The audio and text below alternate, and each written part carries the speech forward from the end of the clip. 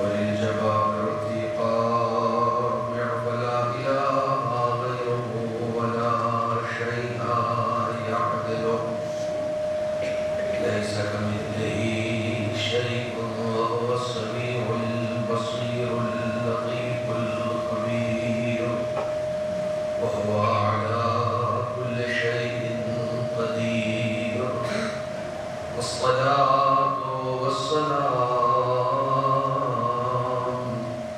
والتحية والإكرام على السيد الأنام الذي سمي في السماء أحمد وفي الأرض أبي القاسم محمد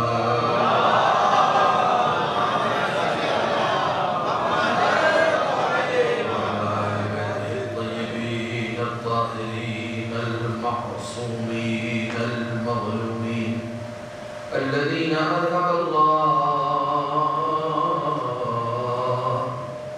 عنهم الرجس وطهرهم تطهيرا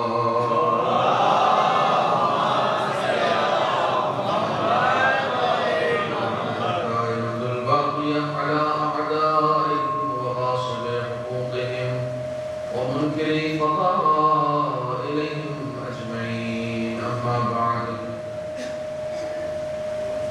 فقد قال علي بن موسى الرضا عليهما الصلاة والسلام لا يكون المؤمن مؤمنا حتى تكون فيه ثلاث خصال سنة من ربه وسنة من نبيه وسنة من وليه وأما السنة من ربه فكتمان السر وأما السنة من نبيه فمداراة الناس وأما السنة من وليه فالصبر في البأساء والضراء صلوات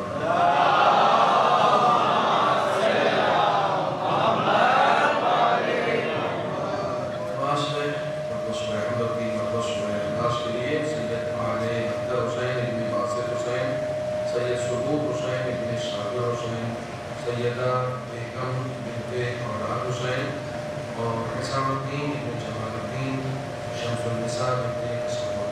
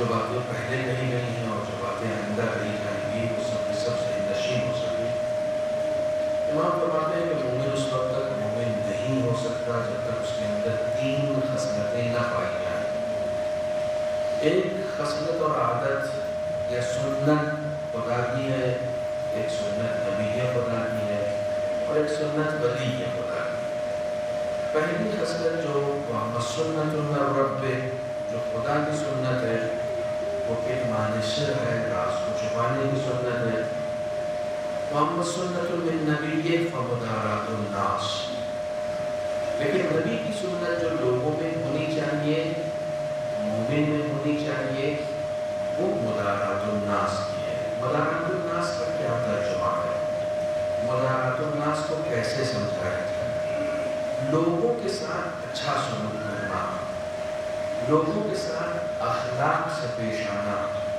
لوگوں کے کام آنا اس طریقے سے جینا کہ ہر ایک تم سے ملنے کا مشتاق رہے ان سب چیزوں کو مدارات الناس کہا جاتا ہے یعنی اگر میں تھوڑا سا آپ کو اس لفظ پر توجہ کرنے کے لیے کہوں اسی سے ادارہ بھی آتا ہے. ادارہ ایک ایسی جگہ کو کہتے ہیں جہاں سے بہت ساری چیزیں چلتی ہیں. مدارات الناس، اس کو اگر میں ایک لفظ میں سمجھانا چاہوں تو لوگوں کے لیے ایک فرد اپنے آپ میں ایک ادارہ بن جائے گا کہ ہر آدمی اپنی پرابلمز اس کے پاس لے کر آ رہا ہے اور وہ لوگوں کی پرابلمز کو سالو کر رہا ہے. لوگوں کو ایسا ہونا چاہیے. یہ معاشرتی زندگی کا اصول ہے. اگر کوئی شخص ایسا ہو جاتا ہے کہ جو واقعی لوگوں کے مسائل کو حل کرتا ہے تو پھر در حقیقت اس شخص کی وجہ سے جو معاشرہ عالم وجود میں آتا ہے وہی معاشرہ وہ معاشرہ ہوتا ہے جو خدا چاہتا ہے. مثلا میرے رزق کی ذمہ داری کس کی ہے؟ آپ کے رزق کی ذمہ داری کس کی ہے؟ ایک انسان بھوکا ہے، اس کے رزق کی ذمہ داری کس کی ہے؟ خدا کی ہے نا. لیکن میں گیا، میں نے اسے کھانا کھلا دیا. خدا اس لیے خوش ہوتا ہے مجھ سے کہ کام میرا تھا، کیا میرے بندے نے. اسے مدارات الناس کہتے ہیں. لوگوں کے درمیان ایسے رہو کہ خدا کا کام ہو اور تم کرو. جب آپ ہمارے یہاں بہترین فضیلتیں سنتے ہیں، علی کو عین اللہ کہا جاتا ہے، عید اللہ کہا جاتا ہے، لسان اللہ کہا جاتا ہے. کیوں کہا جاتا ہے؟ علی نے اپنے پورے وجود سے وہی کام کیے جو خدا کے ہیں. لوگوں کا پیٹ بھرنا خدا کا کام تھا، علی نے بھرا ہے. اس لیے اس ہاتھ کو ید اللہ کہا جاتا ہے. اس لیے اس ہاتھ کو ید اللہ کہا جاتا ہے. خدا نے کام کیے اور خدا ایسے بندے سے خوش ہوتا ہے کہ جو اس کے کام کر رہا ہوتا ہے. لوگ مشکل میں کس سے دعا مانگتے ہیں؟ خدا سے دعا مانگتے ہیں. تم کسی کی مشکل اگر حل کر رہے ہوتے ہو تو گویا خدا کا کام کر رہے ہوتے ہو. اس مشکل کو خدا کو حل کرنا تھا لیکن تم درمیان میں آ گئے. کیا مشکل ہے؟ کیا پریشانی ہے؟ میں تمہاری مشکل حل کر دوں. یہی سے خدائی معاشرہ ہوتا ہے، لوگوں کی پرابلمز کو سالو کرنا. دیکھیے اپنی پرابلم سالو کرنا کوئی کمال تھوڑی ہے. صرف اپنے آپ میں جی لینا کوئی کمال تھوڑی ہے. رسول خدا جب گھر سے نکلتے تھے بازار سبزیاں لانے کے لیے نا تو اپنے پڑوس میں پوچھتے جاتے تھے کسی کو کوئی سبزی منگانی، کسی کو کوئی کام ہے میں بازار جاؤں. رسول خدا آپ اتنی بڑی شخصیت ہے، آپ لوگوں کا کام کریں گے. رسول خدا نے فرمایا یہی دین ہے. لوگوں کے کام آنا ہی دین ہے، کسی کی مدد کرنا ہی دین ہے.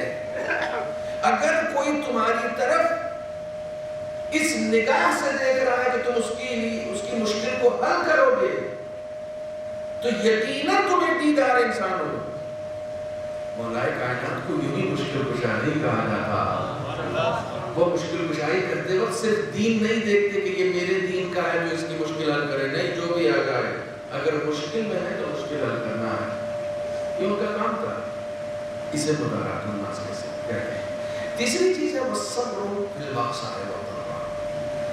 جو کچھ بھی آپ کے ساتھ ہو رہا ہے اس کے اوپر صبر کرنا. کتمان سے کے اوپر میں نے بات کی اور تیسرے ٹاپک کے اوپر میں کل سے بات کر رہا ہوں. جو کچھ آپ کے پاس آپ کے ساتھ ہو رہا ہے، جو کچھ آپ مصیبت میں ہیں، ان مصیبتوں کو آپ خوشبوئی کے ساتھ دیکھیں.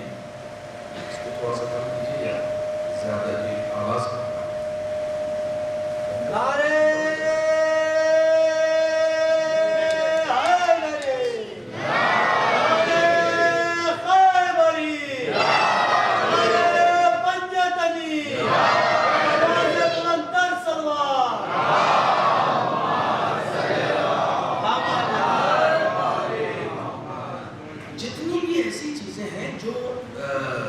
نہیں ہونی چاہیے. ٹھیک ہے، جو کچھ بھی تمہارے ساتھ ہو رہا ہے وہ نہیں ہونا چاہیے. ان سب پر تم سب سے کام کرو. 3 طرح کے لوگوں کو انٹروڈیوس کیا ہے قرآن نے مصیبتوں کے مقابلے میں، بلا کے مقابلے میں. ایک وہ جو جزا و فضا کرتے ہیں، چیختے ہیں، چلاتے ہیں. ایک وہ جو صبر کرتے ہیں اور ایک وہ جو شکر کرتے ہیں. 3 طرح کے لوگوں کو انٹروڈیوس کیا. ہم لوگوں کو کس گروہ میں ہونا تو چاہیے شکر کرنے والوں میں، لیکن وہاں نہیں ہو سکتے. لیکن کم سے کم صبر کرنے والوں میں ہمیں رہنا. جو بھی مصیبت ہمارے سامنے آ رہا ہے اس پر صبر کرو. عام طور سے لوگ ذکر پوچھتے ہیں، میں پہلے مرحلے میں آپ کو ایک گفٹ دے رہا ہوں آج، اس گفٹ کو لے کر جائیں۔ امام جعفر صادق علیہ السلام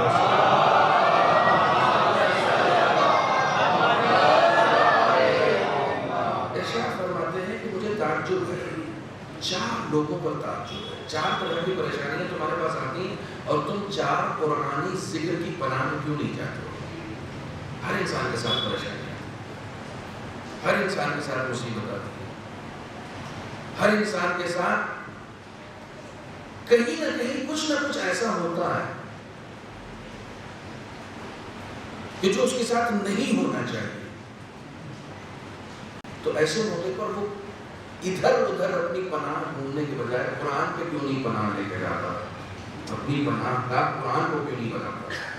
امام فرماتے ہیں اجب تو لمن ارتب، بلکہ حدیث یہاں سے شروع ہوتی ہے اجب تو لمن خاف وَكَيْفَ يَفْزِعُ إِلَىٰ كَلَامِ اللَّهِ حَسْبُنَا اللَّهُ وَنِعْمَ الْوَكِيلُ۔ مجھے تعجب ہے اس شخص پر کہ جس کے اوپر کسی طرح کا خوف طاری ہو گیا ہو۔ ہر انسان کے اوپر کبھی نہ کبھی کہیں نہ کہیں کسی نہ کسی طرح کا خوف آتا ہے۔ ہر انسان، آپ کے اوپر کیس ہو گیا، آپ کو خوف ہے، آپ رات میں باہر نکل رہے ہیں، آپ کے اوپر ایک خوف ہے۔ ایک مرتبہ خوف مادی ہوتا ہے، ایک مرتبہ خوف معنوی ہوتا ہے۔ خوف ہے کہ کہیں گناہ نہ ہو جائے، خوف ہے کہ کچھ غلط نہ ہو جائے۔ امام فرماتے ہیں جس طرح کا بھی خوف تمہیں محسوس ہو، خدا کے اس ذکر کی پناہ میں جاؤ جہاں خدا قرآنی ذکر ہے، کہتا ہے حسبنا اللہ ونعم الوکیل، چھوٹا سا ذکر۔ جب کبھی خوف محسوس ہو اس ذکر کا ورد کرو، میرے لیے میرا خدا کافی ہے اور سب سے اچھا وکیل وہی ہے۔ میرے وکیل صاحب نہیں، اچھا وکیل وہی ہے، ٹھیک ہے؟ یہ وکیل صاحب اچھائی کرنے کے پیسے لیں گے، وہ اچھائی کرنے کے پیسے نہیں دیتا، اچھائی بھی کرتا ہے، پیسے بھی دیتا ہے۔ حسبنا اللہ ونعم الوکیل، میرے لیے میرا خدا کافی ہے۔ عام طور سے ہم لوگوں سے جب یہ کہا جاتا ہے کہ ذکر کرو تو ہم لوگ ہاتھ میں تصویر لے لیتے ہیں اور ہم صاحب سے پوچھتے ہیں کتنے بار پڑھنا ہے۔ ذکر زمزمے زبانی کو نہیں کہتے، ذکر وہ ہے جو زبان پر بھی ہو اور کردار میں بھی ہو۔ جب آپ نے حسبنا اللہ ونعم الوکیل کہہ دیا تو پھر کسی سے یہ کہنے کی کیا ضرورت ہے کہ تجھے دیکھ لوں گا؟ جب خدا کافی تو خدا دیکھ لے گا، آپ کیوں دیکھیں گے کسی کو؟ حسبنا اللہ، عملی طور پر کہو میرے لیے خدا کافی ہے، ٹھیک ہے؟ پہلی چیز، جب انسان کو کسی طرح کا خوف محسوس ہو تو وہ کہے حسبنا اللہ ونعم الوکیل۔ دوسرے، عجبت لمن اغتم کیف لا یفزع الی کلام اللہ لا الہ الا انت سبحانک انی کنت من الظالمین۔ سارے اذکار سے آپ واقف ہیں، میں صرف اس کی اہمیت بتا رہا ہوں امام کی زبان سے۔ امام فرماتے ہیں کسی طرح کا غم تمہیں گھیر دے، اداس ہو جاؤ، غمگین ہو جاؤ، کسی طرح کا بھی غم تمہارے آس پاس آئے نا تو اس ذکر کی پناہ میں جاؤ، لا الہ الا انت سبحانک انی کنت من الظالمین۔ بیک گراؤنڈ سناؤ اس کا، 2 منٹ لگے گا۔ اس ذکر کا بیک گراؤنڈ آپ کو پتا ہے کیا ہے؟ ذکر تو آپ کو معلوم ہے، اس ذکر کا نام کیا ہے؟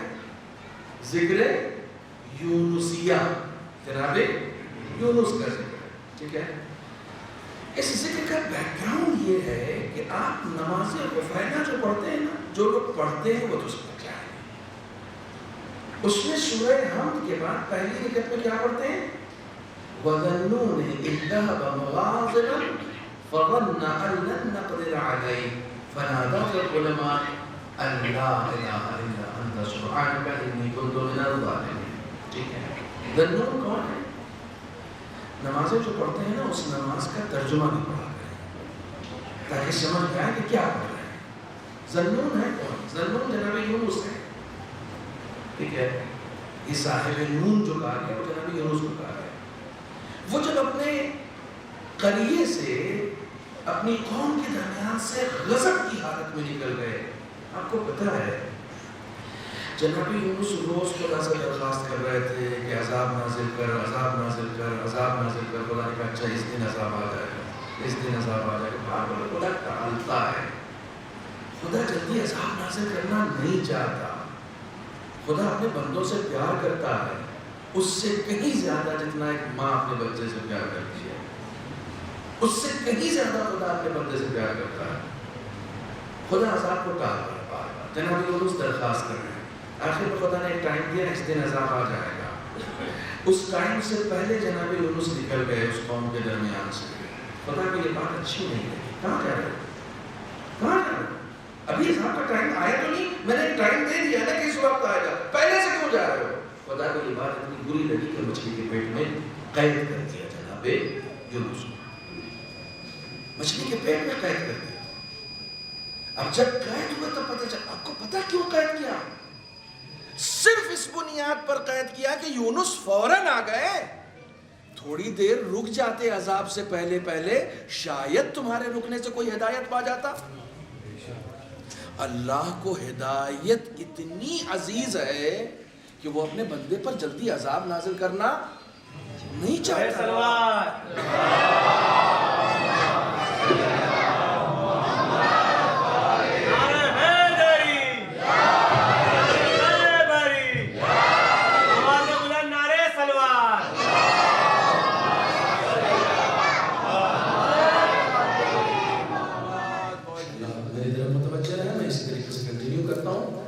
وقت جو ہے وہ انشاءاللہ پورا مجلس میں ہی سر کو ایک صلوات اور پڑھیں محمد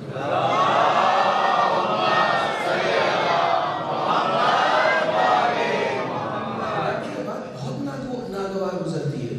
خدا نے اس کی سزا دی تھی جناب یونس کو کہ نہیں تم کو نہیں آنا چاہیے تھا، تم کو رکنا چاہیے تھا. وہ یہ سوچ رہے تھے کہ خدا کچھ نہیں کرے گا. اللہ نقدر علیہ. اس کے بعد ان کو آواز دینی پڑی. فنادا. خدا نے مچھلی کے پیٹ میں ڈال دیا اور اس کے بعد کہا کہ اگر یونس یہ ذکر نہ کرتے تو قیامت تک اسی میں قید رکھتا ہوں، آزاد نہیں کرتا ہوں، اسی غم میں رکھتا ہوں. اسی غم میں وہ اسیر رہتے، میں انہیں آزاد نہیں کرتا. کتنا عظیم ذکر ہے. لا الہ الا انت سبحانک انی کنت من الظالمین. پالنے والے تو عزیز ہے، تو منزہ ہے، تو بزرگ ہے، گنہگار تو میں ہوں. دوسرا ذکر عجبت لمن مکر بہ کیف لا یفزع الی قومہ. مجھے تعجب ہے کہ جس کے ساتھ دھوکہ کیا گیا ہو. آئے دن ہمارے ساتھ کوئی نہ کوئی فریب ہو جاتا ہے، آئے دن ہمارے ساتھ کوئی نہ کوئی دھوکہ ہو جاتا ہے. قرضہ لے لیا، محلہ ہی چھوڑ دیا، پھر کبھی نظر ہی نہیں آیا، پھر ملے ہی نہیں، فون اٹھانا چھوڑ دیا. ٹھیک ہے، اول تو چشم پوشی کر دو اگر کر سکتے ہو تو. ٹھیک ہے، اگر کر سکتے ہو تو کر دو. ایک بار مانگو، دو بار مانگو، ذلیل مت کرو. قرضہ واپس لینے کے لیے بھی نا ذلیل مت کرو اس کو. پھر خدا ذلیل کر دے گا تو اس کے حوالے کر دو. امام فرماتے ہیں مجھے تعجب ہے کہ جس کے ساتھ دھوکہ کیا گیا ہو وہ اس آیت کی پناہ میں کیوں نہیں آتا کہ جس میں خدا فرما رہا ہے افوض امری الی اللہ ان اللہ بصیر بالعباد. میں اپنے تمام امور کو خدا کے حوالے کرتا ہوں. خدا اپنے بندوں پر بے حد مہربان ہے. خدا اپنے بندوں پر بے حد مہربان. صلوات پر محمد و آل محمد.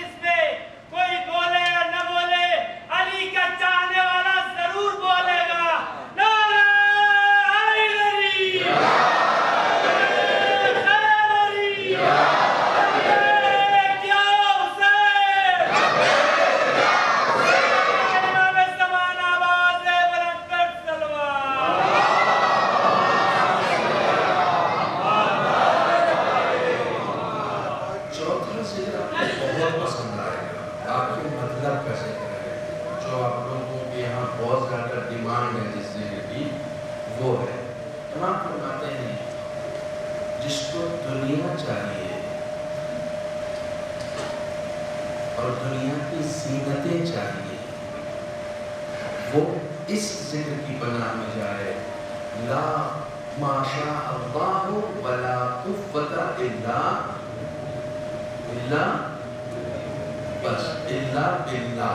بس یہیں پر ہو جائے گا, آگے جتنا میں بول رہا ہوں اتنا ہی. قرآن کی آیت ہے یہ, ما شاء اللہ ولا قوت الا باللہ. العلی عظیم نہیں ہے اس میں, اور ما شاء اللہ کے بعد لا حول نہیں ہے, ڈائریکٹ لا قوت ہے. ما شاء اللہ لا قوت الا باللہ. جس کو دنیا چاہیے, مال چاہیے, گھر چاہیے, اچھی بیوی چاہیے, اولاد چاہیے, گاڑی چاہیے, جو کچھ بھی چاہیے. ایک دوسرا عمل اور بھی بتا دیتا ہوں, آیت اللہ کشمیری کا بتایا ہوا ہے. ماننا چاہیے, دنیا بھی ماننا چاہیے. دنیا داری بری شے نہیں ہے, دنیا پرستی بری شے ہے. دنیا ہونی چاہیے, ہر آدمی کو دنیا چاہیے. دنیا پرستی, دنیا کی کسی چیز سے دل نہ لگا. آیت اللہ کشمیری کہتے ہیں کہ اگر دنیا چاہیے یعنی بینک بیلنس, مکان, اچھی بیوی, اولاد, سواری, سب کچھ چاہیے نا, تو روزانہ سورہ یاسین پڑھ کر امام جواد علیہ السلام یعنی امام محمد تقی علیہ السلام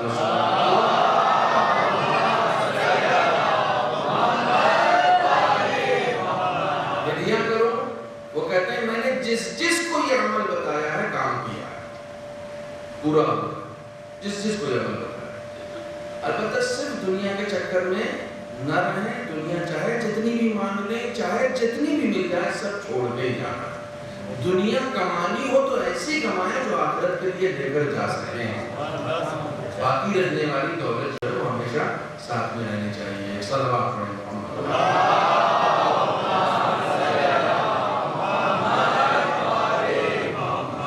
لائٹ کی آنکھ مشغولی اور سب کچھ انشاءاللہ ختم ہو چکا ہے, تو ذرا سا میں اپنے ذکر کی طرف آتا ہوں.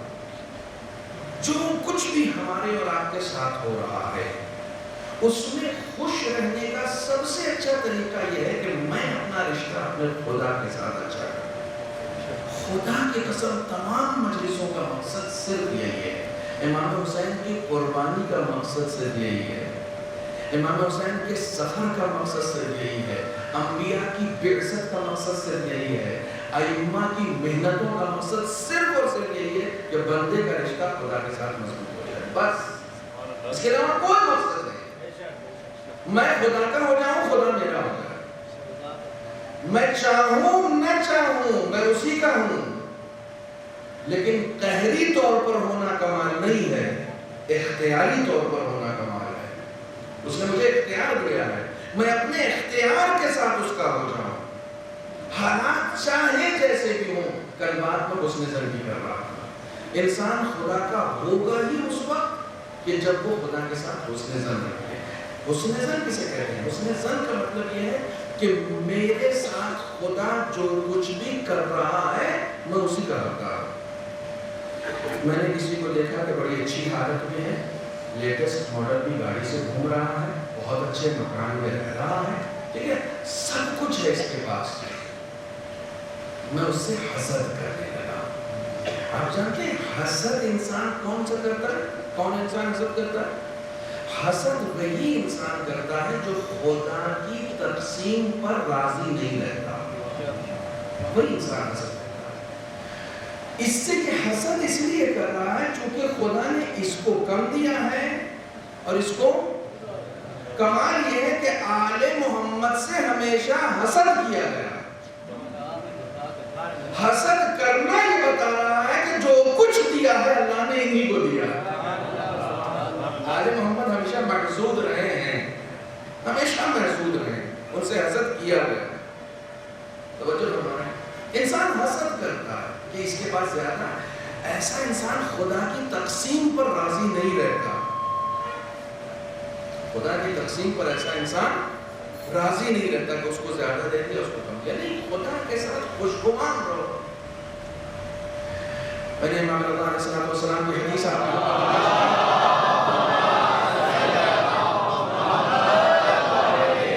اور نہیں پیش کی تو سن لیجیے. احسن الظن باللہ، خدا بند عالم کے ساتھ حسن ظن رکھو. وعجل فرجهم کے بارے میں بھی بتاتا چلوں کہ علامہ امینی نے جو کتاب لکھی ہے نا الغدیر، اس کے مقدمے میں انہوں نے لکھا ہے کہ جو بھی صلوات کے ساتھ وعجل فرجهم کہے گا، میں اس کتاب کے لکھنے کے ثواب میں اس کو شریک کروں گا. اب آپ کبھی مت بولیے گا صلوات کو بغیر وعجل فرجهم کے نہ کہیے گا. انہوں نے کہا میں کتاب الغدیر لکھنے کے ثواب میں اس کو شریک کروں گا جو بھی درود کے ساتھ وعجل فرجهم کہے گا. صلوات پڑھیں محمد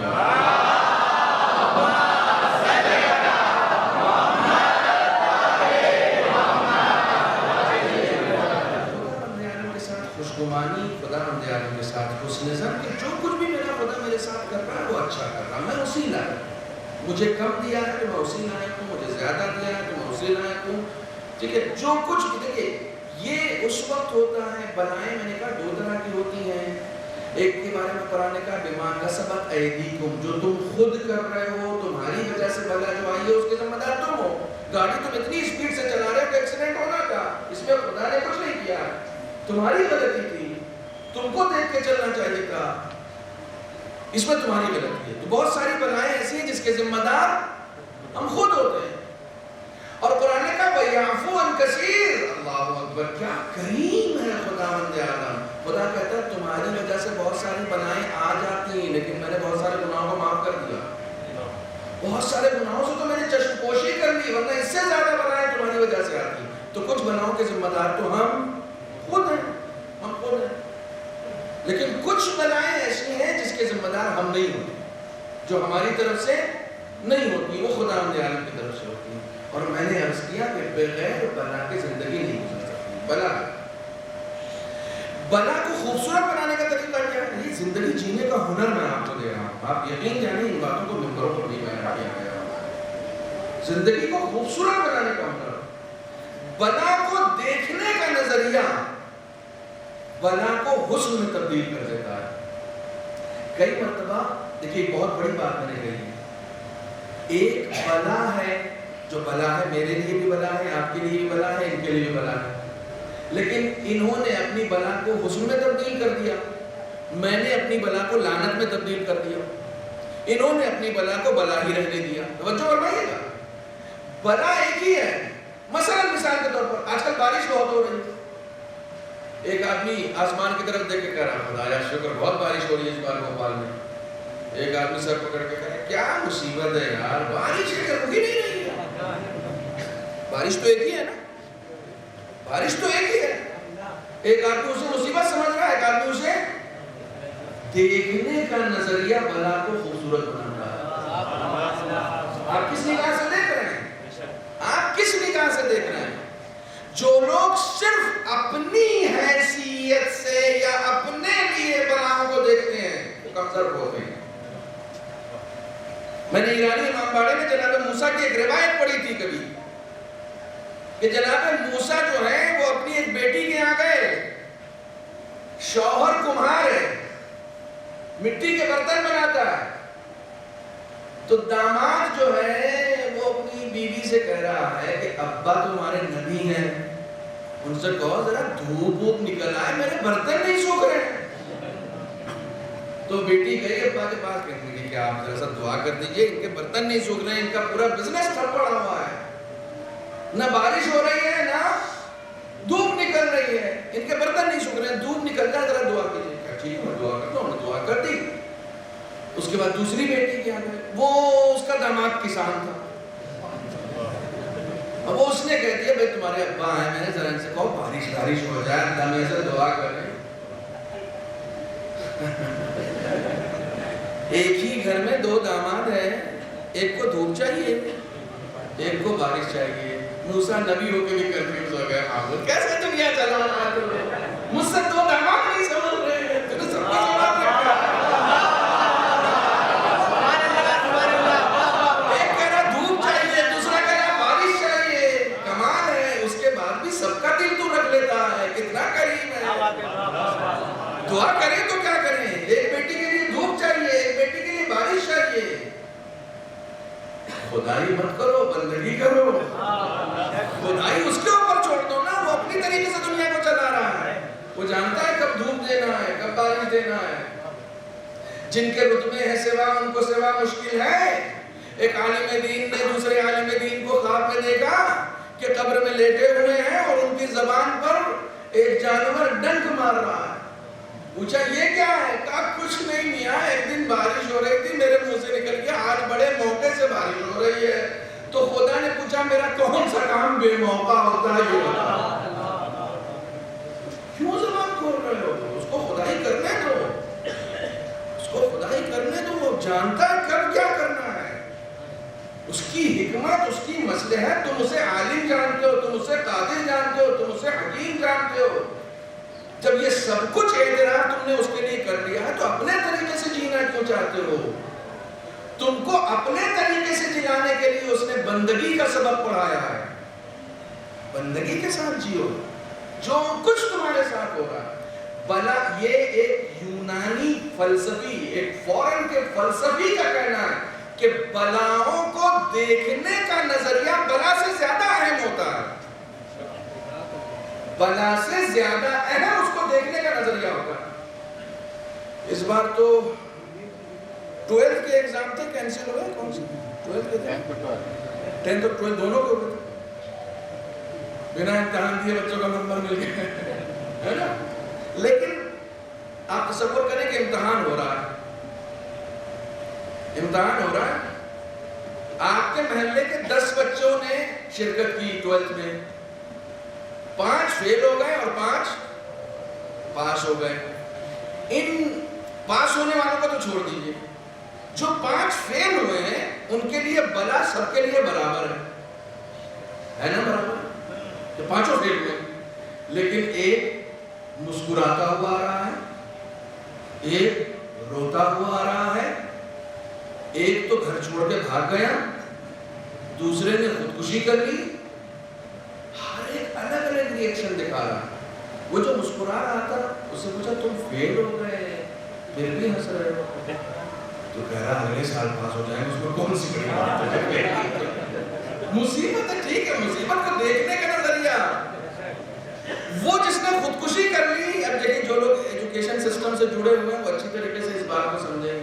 وہ جس نے خودکشی کر لی اس کو ہر ایک لعنت ملامت کر رہا ہے. کیوں؟ اس لیے کہ اس نے سوچا یہ سب سے بڑا امتحان تھا زندگی کا، جسے ہم فیل کر گئے تو اس کا مطلب فیل کر گئے نہیں، ایسا کچھ نہیں ہے. اس نے اس کو بہت بڑا بنا دیا. اس بلا کو دیکھنے کا نظریہ بلا کو بڑا بناتا ہے. سوچنے کا نظریہ بلا کو چھوٹا یا منجھلا یا بڑا بناتا ہے. تیسرا والا اداس ہے، اس کا اداس ہو، ہاں کیا مطلب ہنسے کیا؟ یہ لوگ تو اداس ہی تو رہتے ہیں، ہنسنا بھی گیا ہے. اداس رہنے کا تو حق ہے، ہاں اداس رہنے کا حق ہے، ٹھیک ہے چلو اداس رہو. وہ تیسرا والا کچھ نہیں بول رہا تھا. کچھ کیوں نہیں بول رہا؟ اگلے سال محنت کریں گے، اس بار محنت نہیں کی تھی، غلطی میری ہے. انسان کو بلاؤں میں بھی اگر وہ اپنی غلطیاں ڈھونڈ رہا ہے نا تو اس کا مطلب بندگی کر رہا ہے. اس کا مطلب وہ بندگی کر رہا ہے. نہیں، اب وہ مثال دیں جو پڑھنے پڑھانے کی نہیں ہے. کرکٹ میچ آ رہا ہے، اپنی والی ٹیم پہ بار بار کھڑے ہو جا رہے ہیں، ہے نا؟ اور صاحب 6 بال بچے ہیں اور 25 رن بنانا ہے، ٹھیک ہے؟ اور سب اپنی اپنی والی ٹیم والے آستین چڑھا رہے ہیں، میری والی جیت جائے. بہرحال ان کی والی ہار گئی. یہ سارے منظر اپنی آنکھوں سے دیکھ رکھے ہیں. کچھ لوگ کمزور دل والے ٹی وی بند کرتے تھے، اب نہیں دیکھیں گے، اب دیکھنے کی تاب نہیں ہے. پتہ نہیں کب ادھر آؤٹ ہو اور ادھر ہارٹ فیل ہو جائے، ہم دنیا سے آؤٹ ہو جائیں تو دیکھنا ہی ان کے اندر ہمت. کچھ لوگ ٹیم ان کی چنندہ ٹیم ہار گئی تو ٹی وی کھوڑ دیتے ہیں. کیا غلط کر کھوڑ دیتے ہیں؟ ہاں. کچھ لوگ اس کو گالی دے رہے تو جو وہاں ہوتا نہیں. ٹھیک ہے، گالی دینے پر آپ کو بتاؤں، میرے ایک دوست نے انہوں نے بڑا اچھا فارمولا بتایا. گالی سے یاد آ گیا مجھے. کہنے کہ مولانا ایک دن میں جا رہا تھا، دلی میں رہتے ہیں، ایک دن میں جا رہا تھا تو ایک بوڑھا آدمی میرے پیچھے پیچھے گاڑی چلا رہا تو اس سے بریک لگی نہیں رہی تھی. وہ آخر میں آ کے مجھ پہ ٹھوک ہی دیتا. ایک بار ٹھوکا تو میں نے پورے منہ کے دیکھا، میں نے کہا بوڑھا آدمی چھوڑ ہو رہا ہے، اس نے دوبارہ ٹھوک بریک لگاتے لگاتے آخر میں ٹچ کر ہی دیتا. پھر میں نے کہا چلو اس کے ساتھ بڑھیا بیٹھی تھی، چھوڑو معاف کر دیا. تیسری بار پھر اس نے ٹھوکا. جب تیسری بار ٹھوکا تو میں نے بیک گیئر لے کے 3-4 بار اچھے سے دبا کے دیا. ٹھیک ہے. اس کے بعد کہنے لگا مولانا وہ اترا اور اس نے ایسی لیٹسٹ گالیاں دی مجھے، کہنے لگا خوب گالی دی، لیکن ان کا جو لطیف جملہ تھا وہ بڑا خوبصورت تھا. کہنے لگا اس نے کم سے کم مجھے 100 گالی دی ہوگی لیکن میں نے لی ایک بھی نہیں. تو کوئی گالی دے نا تو اسے پلٹ کے گالی مت دو، بلکہ اس سے گالی لو ہی نہیں. بلکہ ایک ہمارے یہاں کے بزرگ تھے، انہوں نے گالی کے اوپر بڑی اچھی بات کہی ہے. ان سے کسی نے کہا آپ کو گالی دے رہا، آپ غصہ کیوں لے رہے؟ کہہ رہے کچھ دے ہی تو رہا ہے، لے تھوڑی رہا. صلوات پڑھیں محمد وعلیہ.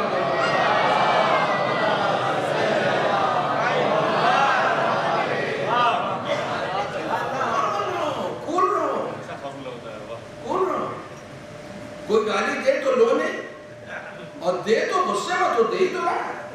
کچھ لے تھوڑی، کچھ لے کے تھوڑی جا رہا ہے تمہارا. دے رہا تو اس کے پاس کم ہوگا، تمہارے پاس کچھ نہیں کم ہوگا.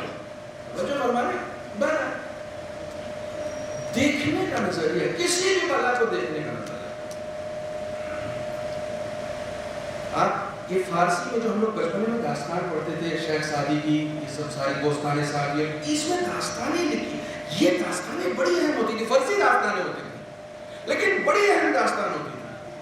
ایک انسان ہے سنگ تراش، بہت توجہ رکھیے گا، جہاں ہو جیسے ہو اسی میں خوش رہو، اسی میں خوش رہو، خدا کا شکر ادا. ایک انسان ہے سنگ تراش، وہ پتھروں کو کاٹتا ہے. اس نے کسی کاروباری کو دیکھ لیا، بڑے جاہو حشم ہے، بڑے پیسے ہیں، اس کے پاس سب کچھ ہے. تو اس نے کہا مجھے کاروباری ہونا چاہیے. تو اسے کاروباری بنا دیا گیا اور کاروباری ہو گیا. کاروباری جب ہو گیا تو ظاہر سی بات ہے کہ کاروباریوں کو ٹیکس جمع کرنا پڑتا تھا بادشاہ کے. تو اسے ایک لائن حاضر کیا گیا کہ تم ٹیکس نہیں جمع کر رہے ہو. تو بادشاہ نے جب جمع کرنے کے لیے کاروباری ہونے سے کیا بات ہے، بادشاہ ہونا چاہیے. اسے بادشاہ بنا دیا گیا. جب بادشاہ بنا دیا گیا تو بادشاہ سلامت ایک دن باہر نکل کے سائے میں بیٹھے ہوئے تھے کہ اچانک دھوپ آ گئی. اب دھوپ آ گئی تو وہ دھوپ نہیں ہٹا سکتے، ان کو خود ہٹنا ہے. دھوپ تو نہیں ہٹا سکتے کہ دھوپ سے کہو ہٹ جائے، نہیں، خود ہٹے تو خود ہٹ کے اندر گئے. کہنے کہ بادشاہ بننے سے کیا فائدہ، اس سے اچھا تو سورج ہوتے. سورج نے ہمیں ہٹا دیا تو سورج بنا دیا گیا ہمیں. سورج ہو گئے تو ایک دن دیکھا ان کے نیچے بادل آ گئے. کہنے کہ بتاؤ مچھر بسا زمین میں پڑ رہے تھے لیکن اس نے آ کے روک دیا ہمیں. تو پھر سورج ہونے سے تو اچھا ہے بادل ہونا چاہیے، اور انہیں بادل بنا دیا گیا. ایک دن ہوا آئی اور بادل کو اڑا لے گئی. توجہ کیجیے گا، ہوا آئی اور بادل کو اڑا لے گئی. انہوں نے کہا یار ہوا آنا چاہیے تھا، بادل سے تو اچھا ہے ہوا ہوتے. انہیں ہوا بنا دیا گیا. دیکھا ہوا ہر چیز کو اڑا لے جا رہی ہے، پہاڑ اپنی جگہ. کہنے کہ اس سے اچھا تو میں ہی تھا کہ جو پہاڑ کو توڑ دیتا تھا. تو میں جو تھا وہی اچھا ہوں. مجھے نہ پہاڑ ہونا ہے، نہ مجھے ہوا ہونا ہے، نہ مجھے بادل ہونا ہے، نہ مجھے سورج ہونا ہے. میں جو ہوں وہی اچھا ہوں. میں پہاڑ کو اپنی جگہ سے ہٹا دیتا ہوں. رسول اسلام صلی اللہ علیہ وآلہ وسلم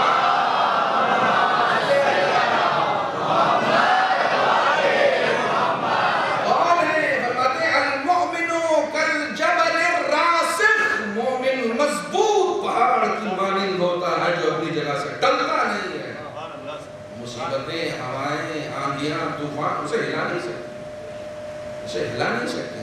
وہ اپنی جگہ مضبوط ہوتا ہے.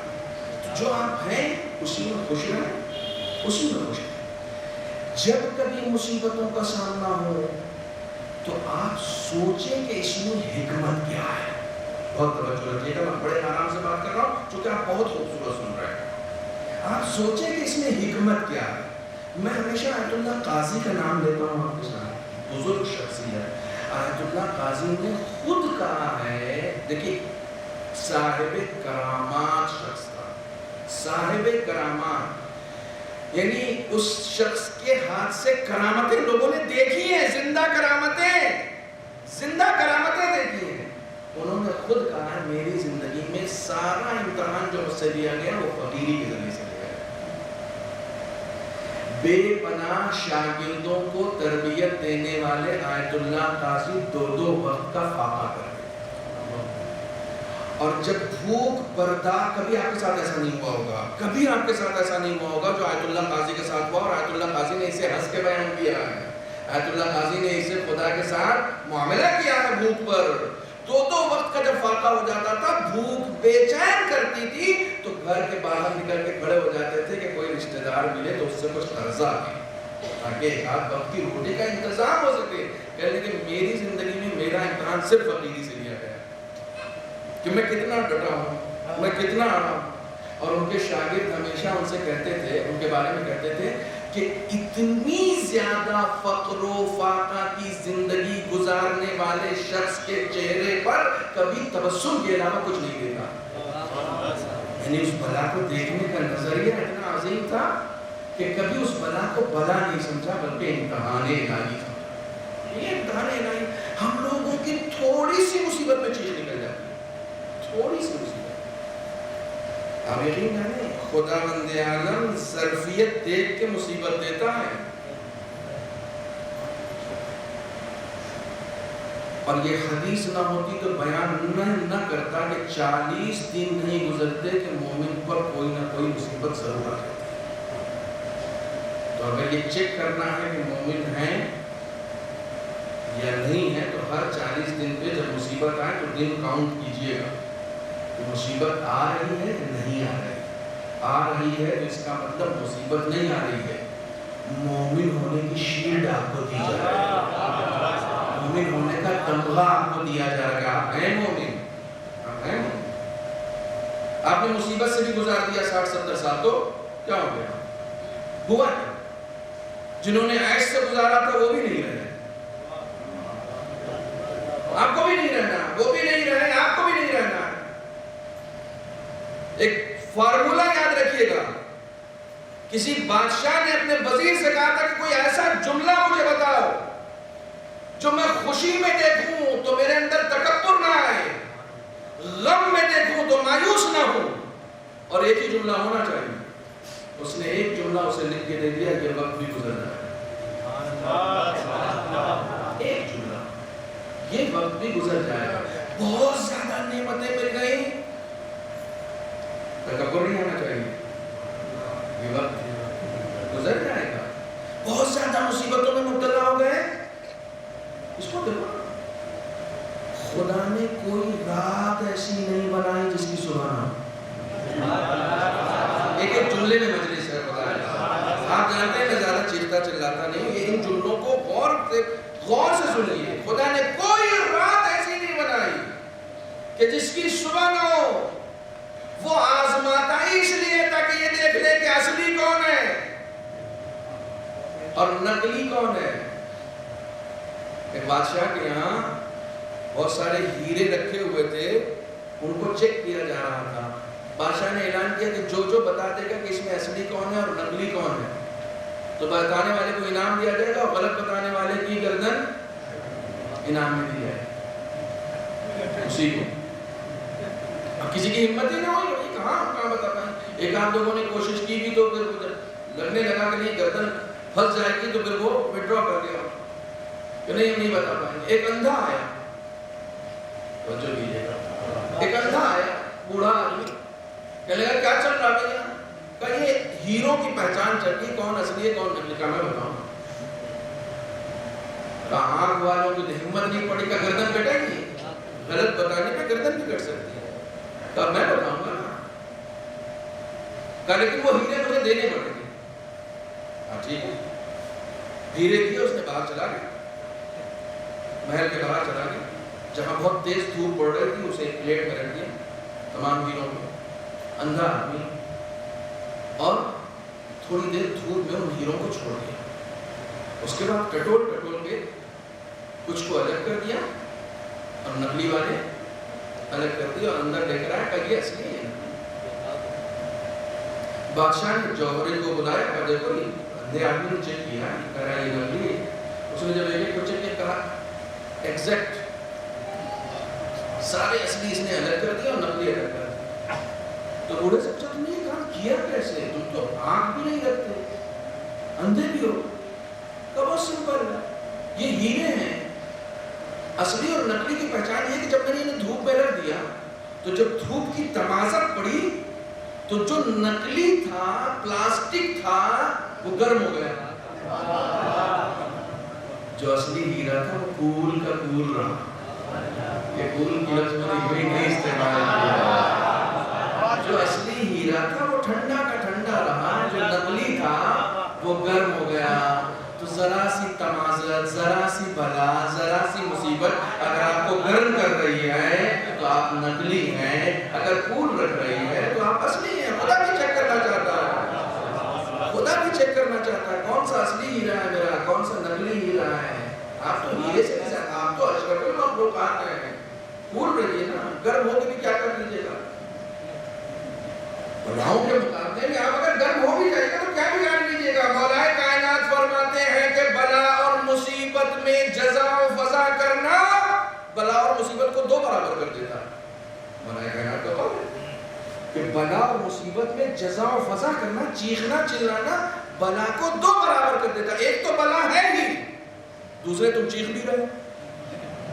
ایک تو بلا اپنی جگہ, وہ تھوڑی کام ہو رہی ہے. اس کے بعد تم رو رہے ہو, چیخ رہے ہو, چلا رہے ہو, ہاتھ پیر مار رہے ہو. یہ بلا کو دگنا کر رہا, بڑھا رہا ہے.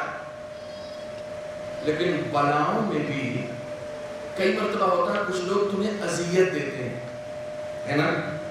وہ چاہتے ہیں کہ تمہارا چہرہ پریشان ہو, تم ان کے سامنے روتے ہوئے جاؤ, تم ان کے سامنے پریشان ہو کر جاؤ. لیکن اگر تم بھولے سے بھی ان کے سامنے مسکراتے ہوئے گزر گئے تو وہ پریشان ہو جائے. میں نے اس کو رلانے کی کوشش کی تھی, میں نے اس کو اتنی اذیت دی, اسے کچھ ہو کیوں نہیں رہا ہے. اس کا مطلب وہ سمجھ جائے گا کہ میرا حربہ ناکام ہو گیا, یہ مجھ سے مضبوط آ گیا. کسی کے سامنے ظاہر کیوں کر رہے ہو تم پریشان ہو, تمہارا دشمن پریشان ہو جائے, تمہارا دشمن پریشان ہو جائے. تم کربلا سنتے ہو, کربلا کی یہی حقیقت ہے. جیسے جیسے عصر عاشور آتا جاتا تھا حسین کا چہرہ دمکتا جاتا تھا. دشمن پریشان ہے کہ اسے کچھ ہو کیوں نہیں رہا ہے. دشمن پریشان ہے. جو ہمارا کھول رہو, زندگی کا اصول یہ ہے دشمن بھی پریشان ہو جائے گا اور زندگی خوبصورت ہو جائے گی. اور رہا حسن ظن کا سوال, وقت تو اتنی تیزی کے ساتھ گزرتا ہے کہ جب میں بیٹھتا ہوں تبھی تیزی کے ساتھ ایسے ایسے صلوات پڑھیں محمد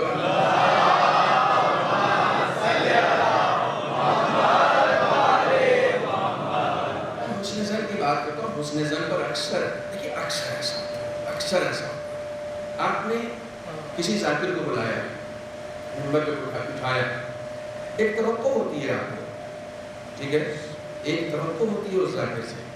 میں نے ان کو بلایا ہے تو کچھ نہ کچھ مجھے ملے گا. لیکن اگر توقع کے خلاف ہو جائے آپ مایوس ہوتے ہیں, آپ مایوس ہوتے ہیں. اور آپ جا کے کیا کرتے ہیں کہ آپ سے یہ امید نہیں تھی, ٹھیک ہے, آپ سے یہ امید, آپ زیادہ نہیں یہ کریں. حسن ظن ہے, حسن ظن رکھنے کا حکم ہے. لیکن اگر آپ کسی سے واقعی حسن ظن رکھتے ہیں اور اسے علم بھی ہو کہ ہاں یہ ہم سے حسن ظن رکھتا ہے, تو وہ کوشش کرتا ہے کہ اس کے حسن ظن پر پورا ہو, کہیں سے اذیت نہ ہو. میں ہمیشہ ایک واقعہ پڑھتا ہوں, یہاں نہیں پڑھا ہے لیکن مشکل یہ ہے کہ یہ انٹرنیٹ کا زمانہ ہے, کہیں پر بھی بات محرم رہتی, پڑھا دہلی میں ہے اور بھوپال والے پہلے سے سنے, یہ بڑی مشکل ہوتی ہے.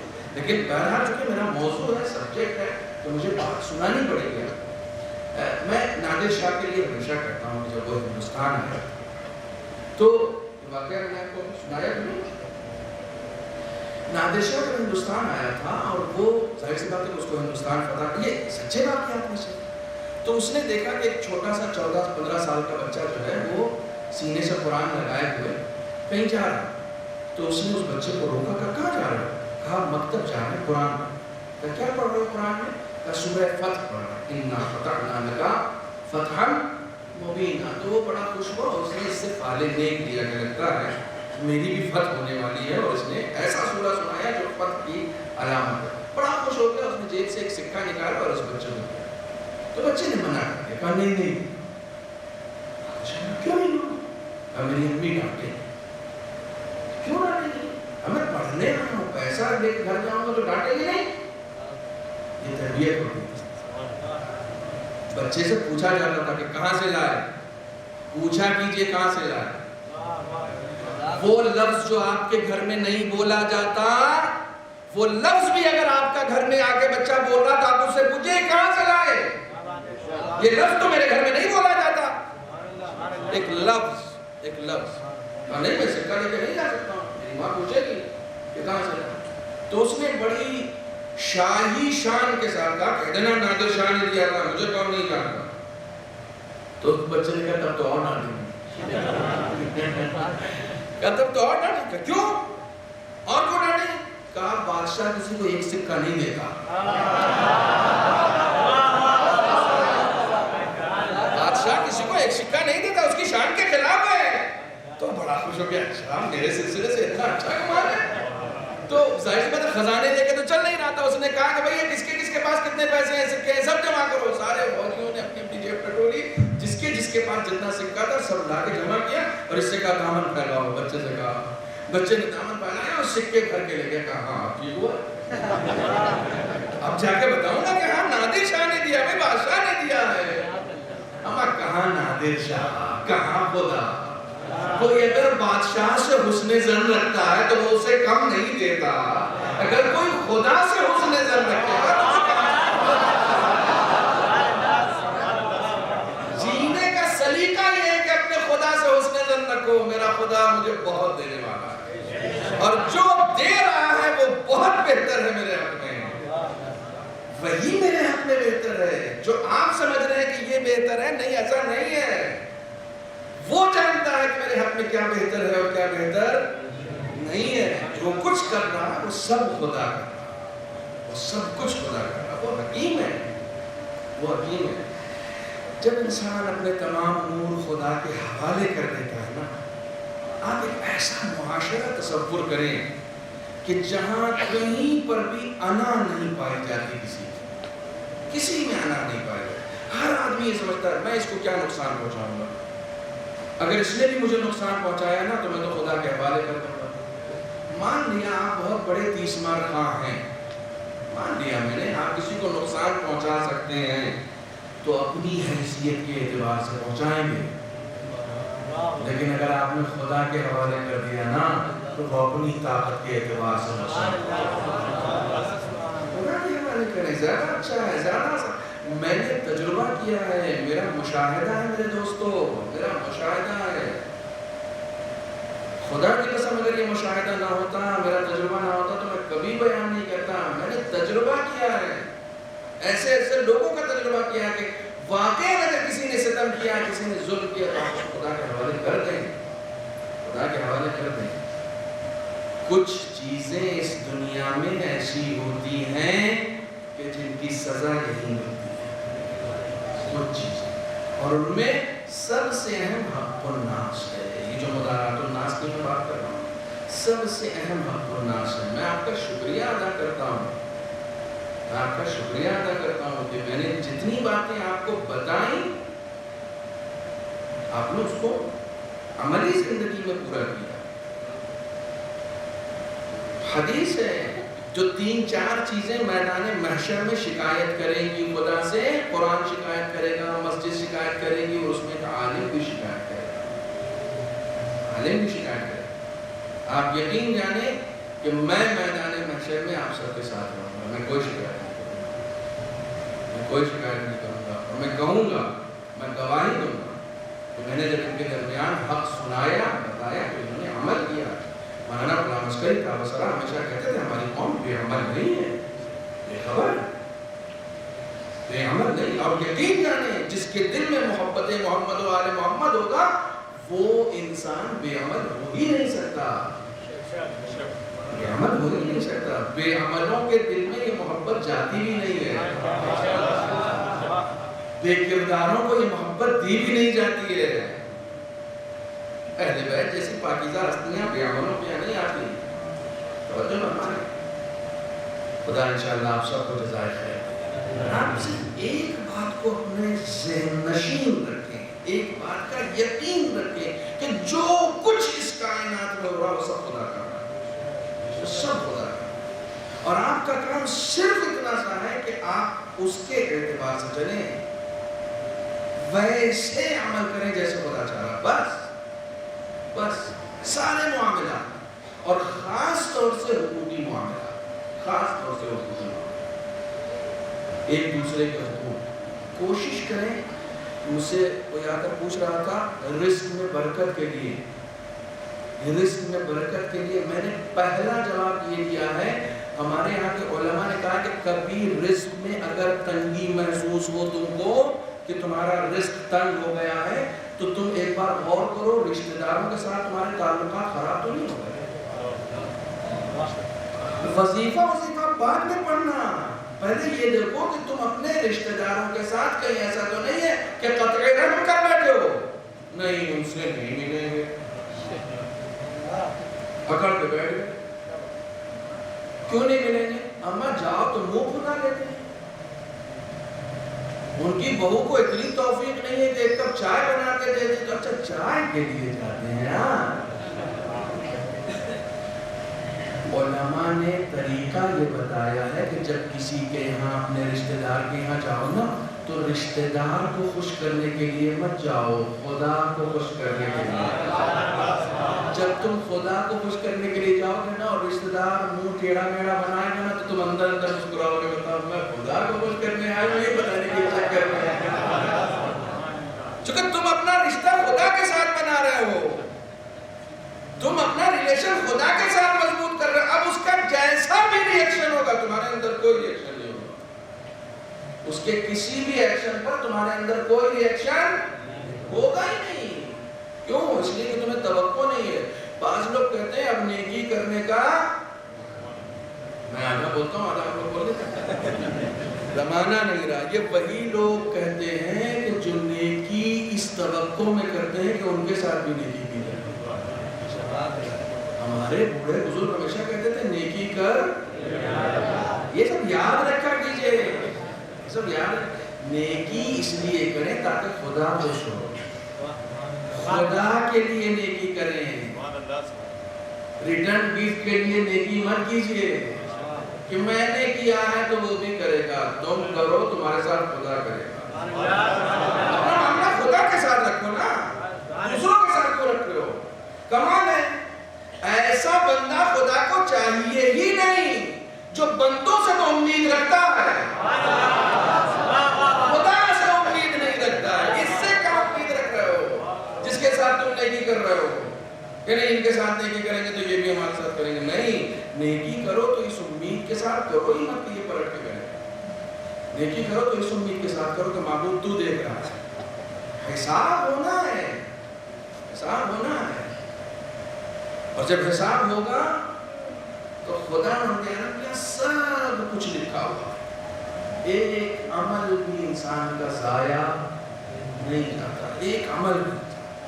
اگر ہمیں معاشرے میں حسن سلوک اور اخلاق کے ساتھ جینا آ گیا تو سمجھ جائیے ہمارا معاشرہ خدائی معاشرہ، سب سے زیادہ خدائی معاشرہ اسے نہیں کہتے جو لوگ سجدے میں پڑے ہیں، خدائی معاشرہ اسے نہیں کہتے کہ دن دن بھر روزے رکھ رہے ہیں، خدائی معاشرہ اسے نہیں کہتے کہ 10 بار حج پہ گئے ہیں، نہ 10 بار حج پہ چلے گئے اور سارے رشتہ دار بھوکوں مر رہے ہیں۔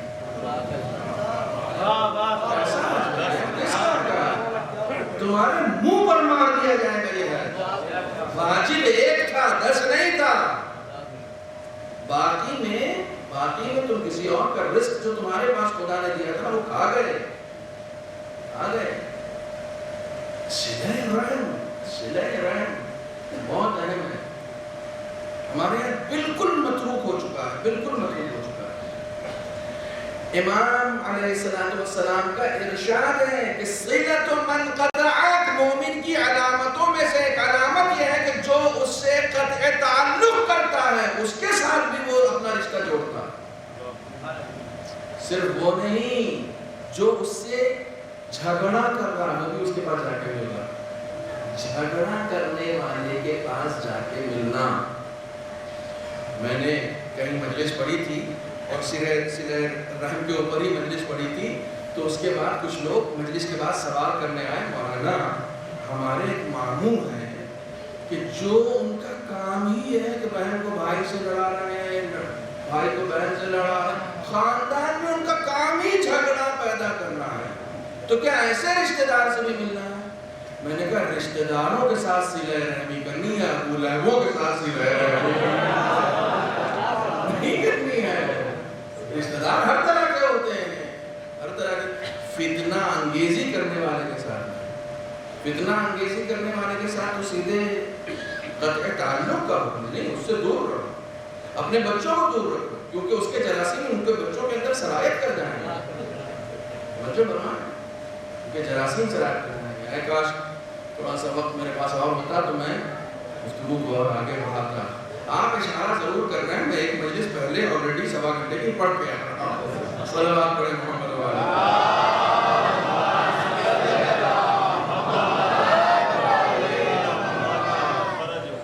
لیکن میں ہمیشہ ایک جملہ کہتا ہوں، معصومین علیہ السلام کی زندگی کو جب آپ دیکھیں گے، میرے استاد ہمیشہ ایک بات کہتے تھے کہ اہل بیت کے احسانات میں سے، بہت غور کرنا بچوں، اہل بیت کے احسانات میں سے ایک احسان یہ ہے کہ ان نوری پیکروں نے انسانی لباس میں آنے کے لیے خود کی آمادگی ظاہر کر دی۔ ان کا احسان، یہ نوری ہستیاں تھیں، انہوں نے انسانی لباس پہن لیا، انسانی پیکر میں آ گئے تاکہ ہمیں زندگی کا سلیقہ سکھا سکیں۔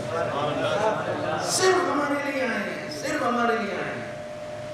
آپ تصور کر سکتے ہیں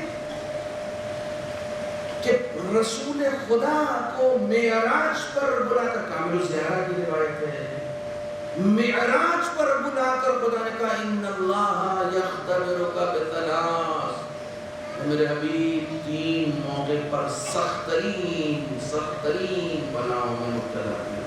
تو ہمارا شمار کی کیا حیثیت ہے؟ وہ انسانی لباس میں آ گئے نا، اب عظیم بلا کا پہلی بلا، تمہارے رخصت ہونے کے بعد تمہاری بیٹی کے دروازے پر لوگ آگ اور لکڑیاں لے کر جمع ہوں۔ یہ معراج کی روایت ہے۔ ابن قولبہ نے کامل الزیارہ میں لکھا ہے، کامل الزیارہ سے پرانی کوئی کتاب نہیں ہے ہمارے یہاں، 1200 سال پرانی کتاب ہے، اس کتاب کی روایت ہے۔ تو رسول خدا نے فرمایا صبر کرو، آنے والے میں صبر کروں گا، امید کا توفیق، اور تجھ سے توفیق طلب کر رہا ہوں۔ اور اس کے بعد یہ بتایا کہ علی کا حق چھینا جائے گا، اس پر صبر کرنا، اس پر صبر کرنا۔ اور اس کے بعد پھر خدا نے معراج پر رسول کو کربلا سنا، نواسے کو 3 دن کا بھوکا اور پیاسا رکھ کر ریگزار میں شہید کر دیا۔ کربلا برپا ہونے سے پہلے تمام انبیاء کربلا کی سرزمین پر آ کر ہوئے، تمام۔ میں آپ کو آپ کی عظمت بتاؤں، آپ زادار آپ کی عظمت بتاؤں، کسی عالم دین نے حبیب ابن مظاہر کو خواب میں دیکھا اور حبیب سے پوچھا کہ حبیب، اگر آپ سے پوچھا جائے کہ آپ کے دل میں، آپ امام حسین کی راہ میں شہید ہو گئے، امام حسین کے پہلو میں آپ کی قبر ہے، امام حسین نے آپ کو اپنا دوست کہا، رجل الفقیہ کہا، کس مرتبے پر فائز ہیں آپ، کس بلندی پر فائز ہیں، اب بھی آپ کے دل میں کوئی تمنا ہے؟ کہتے ہیں ہاں، اب بھی میرے دل میں تمنا ہے۔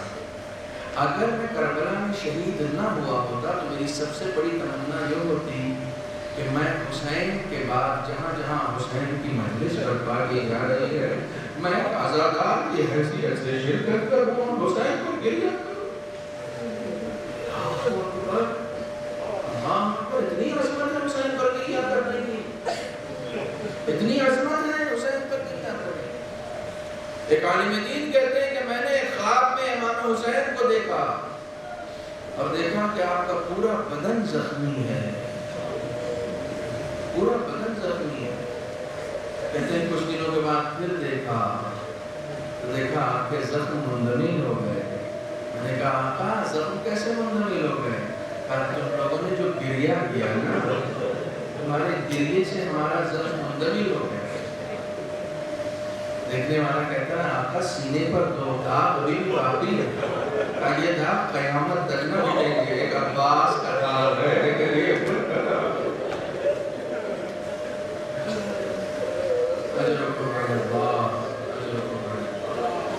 کون سی مصیبت آپ کو سناؤں, کون سی مصیبت آپ کو سناؤں. آپ یقین جانیں میں بڑی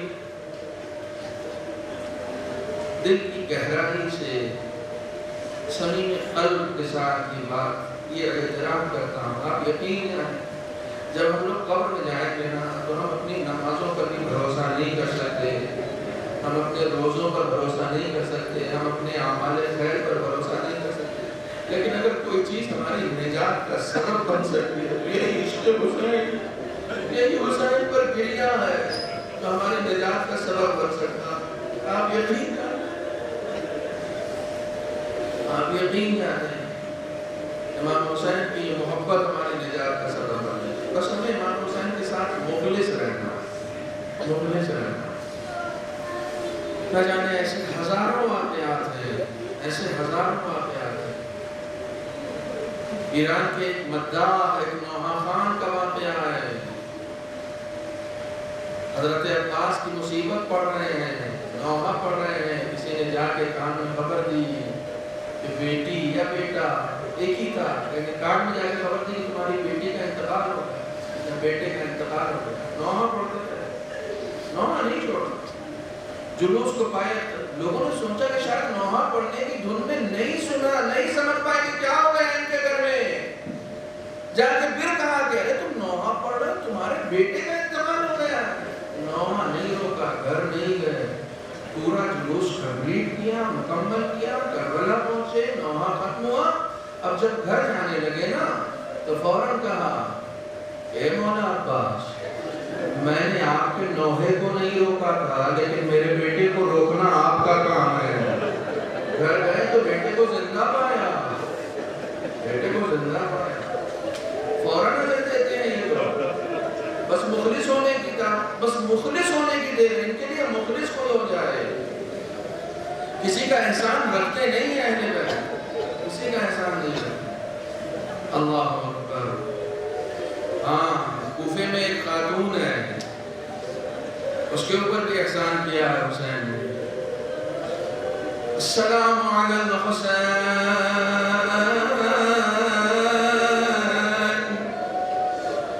وعلی علی ابن الحسین وعلی اولاد الحسین. کوفے کی ایک خاتون ہے, ابھی بچی ہے, ایک مرض میں مبتلا ہے. کسی نے بتایا کہ اگر چاہ تو ہر حکیم کو دکھا لیا ہے, ہر جگہ علاج کرا لیا ہے. کسی نے کہا کہ اگر لا علاج بیماری میں مبتلا ہے تو میں ایک ایسے گھر کو جانتا ہوں, ظاہراً بتانے والا سلمان فارسی ہے. کہتا میں ایک ایسے گھر کو جانتا ہوں کہ جو بھی وہاں گیا ہے اسے شفا ملی ہے. کنیز کا نام ام حبیبہ ہے. اس کا بابا رسول خدا کے پاس آتا ہے, رسول خدا علی کے پاس بھیج دیتے ہیں. جیسے ہی علی کے پاس گیا ہے, جا کر بتاتا ہے میری بیٹی فلاں مرض میں مبتلا ہے. طبیبوں نے انکار کر دیا ہے. مولا کائنات خود دست شفقت پھیر سکتے تھے, دست شفا پھیر سکتے تھے. چھوٹی سی بچی ہے, دست شفا پھیر کے اسے صحت دے سکتے تھے, لیکن شاید علی کو معلوم تھا یہ کون بچی ہے. علی نے حسین کو بلایا. حسین تمہاری مریضہ آئی ہے, اسے شفا دے دو. روایت کہتی ہے حسین نے دست شفا پھیرا, ام حبیبہ کو شفا مل گئی. لٹا ہوا اسیروں کا قافلہ کوفے میں آیا ہوا ہے. ام حبیبہ کا شوہر ہے, گھر میں جا کے اپنی بیوی سے کہتا ہے آج ذرا کچھ زیادہ کھانا بنا لینا. ام حبیبہ کہتی ہے آج تو میں نظر کرتی ہوں اپنے مولا کی, یہ زیادہ کھانا بنانے کیوں کہہ رہے ہو؟ کہتا آج کوفے میں ایسے ایسے اسیر دیکھے ہیں, اس سے بدلے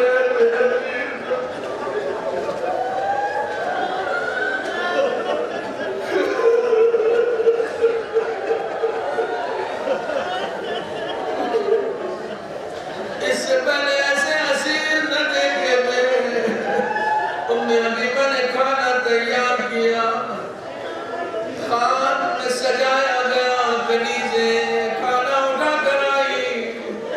کئی مرتبہ کنیز بھی آئی تھی ام حبیبہ سے کہنے کے لیے بی بی کوفے میں نہ جانے کیسے اسیر آئے, اس سے پہلے ایسے اسیر نہیں دیکھے. ام حبیبہ کو بے چینی ہوئی, آخر دیکھنا چاہتی ہے کیسے اسیر ہے. کھانا لے کر آئی ہے, اسیروں کے درمیان خورما اور پانی حسین کی 4 سالہ بچی کی طرف بڑھاتی ہے. کہتی ہے بیٹا آپ کئی دن سے بھوکے اور پیاسے لگتے ہیں, یہ نظر ہے اسے کھا لیں. ایک پردہ پوش ایک بیوی ہے جو پہلو میں بیٹھی ہوئی ہے, بیردہ بیٹھی ہوئی ہے. فوراً ام حبیبہ سے کہتی ہے ام حبیبہ یہ بتاؤ یہ صدقے کا کھانا تو نہیں ہے؟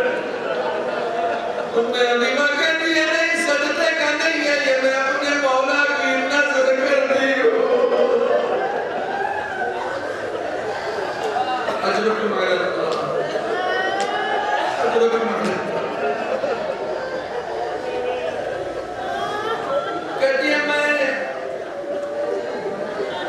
ہر ہفتے میرا دستور ہے, میرے آقا حسین نے مجھے شفا دی ہے, میں اپنے آقا کی سلامتی کے لیے اسیروں میں کھانا بانٹتی ہوں. کہتی ہے میری کچھ دعا ہے, اس بچی سے کہہ دو میں نے اپنے آقا سے سنا ہے کہ اسیروں کی دعا قبول ہوتی ہے. جناب زینب نے کہا کہ بیٹا اس کا خورما کھانے سے پہلے تو تم دعا کر دو. ذرا تصور کریں کئی روز سے بھوکی اور پیاسی بچی نے دعا کے لیے ہاتھ اٹھائے. پوچھا تیری پہلی دعا کیا ہے؟ کہا میری پہلی دعا یہ اس بچی سے کہیں کہ جیسے آپ لوگ اسیر ہوئے میں اسیر کبھی نہ ہوں میرے بچے. آپ ذرا تصور کریں کہ کوئی بچی کس طریقے سے ایسی دعا کر سکتی ہے کہ جیسے وہ اسیر ہوئی ہے ویسے اس کے بچے اسیر نہ ہو, لیکن دعا کی. کہا میری دوسری دعا یہ